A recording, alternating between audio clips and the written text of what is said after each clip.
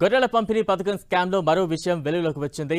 పథకం అవకతవకల్లో మరో జాయింట్ డైరెక్టర్కు హస్తం ఉన్నట్లు ఏసీబీ అధికారులు గుర్తించారు. ఇప్పటికే 4 ప్రభుత్వ అధికారులను అరెస్టు చేసిన ఏసీబీ 3 రోజుల పాటు వారిని విచారించనుంది. జాయింట్ డైరెక్టర్ బినామీల ఖాతాల వివరాలను రికార్డుల్లోకి ఎక్కించినట్లు అధికారులు గుర్తించారు. మొయినుద్దీన్ నుంచి జేడీ ₹1,00,000 తీసుకున్నట్లు గుర్తించారు. జాయింట్ డైరెక్టర్కు నోటీసులు ఇచ్చి విచారించనున్నారు ఏసీబీ అధికారులు. మరోవైపు ఈ కేసుకు సంబంధించిన మొయినుద్దీన్, అతడి కుమారుడు ఇక్రమ్ రైతుల డబ్బులు కొట్టేసి విదేశాలకు పారిపోయారు.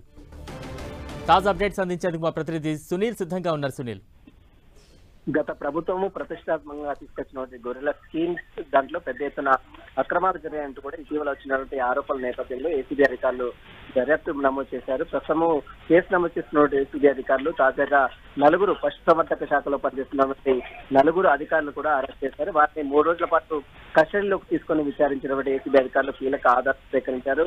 ఇందులో ప్రధానంగా ₹2,10,00,000 రైతుల దగ్గర కొనుగోలు చేసినటువంటి గొర్రెలకు సంబంధించిన దాంట్లో డబ్బులు వారి ఖాతాల్లో జమ చేయకుండా ప్రైవేటు వ్యక్తుల ఖాతాల్లోకి దారి మళ్లించారనే ప్రధాన అభియోగాలతోనే ప్రస్తుతమైతే 4 నిందితులను కూడా 3 రోజుల పాటు విచారించి వారి యొక్క స్టేట్మెంట్ కూడా నమోదు చేసుకున్నారు. వారిచ్చినటువంటి కొన్ని ఆధారాల నేపథ్యంలో మరొక కీలక నిందితులను కూడా ఏసీబీ అధికారులు గుర్తించారు. ఇందులో పశుసంవర్ధక శాఖలో పనిచేస్తున్నటువంటి జాయింట్ డైరెక్టర్ అంజిలప్ప పాత్ర ఉన్నట్టు కూడా ప్రస్తుతమైతే ఏసీబీ అధికారులు కొన్ని ఎవిడెన్స్ కలెక్ట్ చేశారు. అతన్ని కూడా నోటీసులు ఇచ్చి విచారించాలని మాత్రం అటు ఏసీబీ అధికారులు భావిస్తున్నారు. ఎందుకంటే అంజిలప్పపై కూడా గతంలో అనేక ఆరోపణలు రావడం జరిగింది. మొయినుద్దీన్ అనేటువంటి కాంట్రాక్టర్ దగ్గర నుంచి కూడా ₹1,00,000 ఫేవర్ గా ఈ అంజిలప్ప జాయింట్ డైరెక్టర్ ఉన్నటువంటి అంజిలప్ప తీసుకున్నట్లు కూడా ఏసీబీ అధికారులు కొన్ని ఎవిడెన్స్ కలెక్ట్ చేశారు. ప్రస్తుతం పరాల్లో ఉన్నటువంటి మొయినుద్దీన్, అతని కుమారుడు ఇక్రముద్దీన్ కోసం కూడా ఏసీబీ అధికారులు గాలింపులు చర్యలు చేపడుతున్నారు. ఎప్పుడైతే కేసు నమోదు చేస్తున్న నేపథ్యంలో అప్పటి నుంచి కూడా వీరిద్దరు అబ్స్కాండింగ్ లో ఉన్నారు. ప్రస్తుతం వారి వస్తే మాత్రం మరిన్ని విషయాలు వెళ్ళలోకి వస్తాయని మాత్రం ఏసీబీ అధికారులు భావిస్తున్నారు. మొత్తం మీద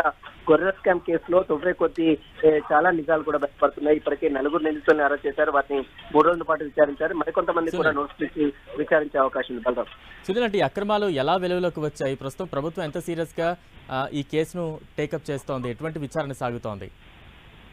గత ప్రభుత్వము గొర్రెల స్కీమ్ పథకాన్ని ప్రారంభించింది. అయితే ఆంధ్రప్రదేశ్ చెందినటువంటి కొంతమంది రైతుల దగ్గర నుంచి పెద్ద ఎత్తున యూనిట్లు, అంటే ఒక్కొక్క యూనిట్ కి 21 యూనిట్లను కొనుగోలు చేసింది. 21 గొర్రెలు ఉంటాయి. ఆ 21 యూనిట్లకు సంబంధించినటువంటి అమౌంట్ వాళ్ళ ఖాతాలోకి బదిలీ చేయకుండా ప్రైవేట్ వ్యక్తుల ఖాతాలోకి ఎప్పుడైతే బదిలీ కావడం జరిగిందో ఆ రైతులందరూ కూడా వచ్చి తమకు డబ్బులు ఇవ్వలేదు అంటూ కూడా అధికారుల ముందు మొరపెట్టుకున్నారు. కానీ అప్పటికే తాముకు ఎలాంటి సంబంధం లేదు. అప్పటికే మనం చూసాం, తెలంగాణ రాష్ట్రంలో ఎన్నికలు జరగడం, ప్రభుత్వం చేంజ్ కావడంతో ఆ రైతులు ఎవరిని అడగాలో దిక్కుతో దీని నేపథ్యంలో అటు ఫిబ్రవరి పోలీసులను ఆశ్రయించారు. ప్రస్తుతం ఫిబ్రవరి పోలీస్ స్టేషన్ లో నమోదైనటువంటి కేసు ఆధారంగా ఈ దీంట్లో పెద్ద ఎత్తున అక్రమాలు జరిగాయంటూ కూడా ఏసీబీ అధికారులు ఈ కేసుని టేకప్ చేసి ప్రస్తుతం అయితే దర్యాప్తు చేస్తున్నారు.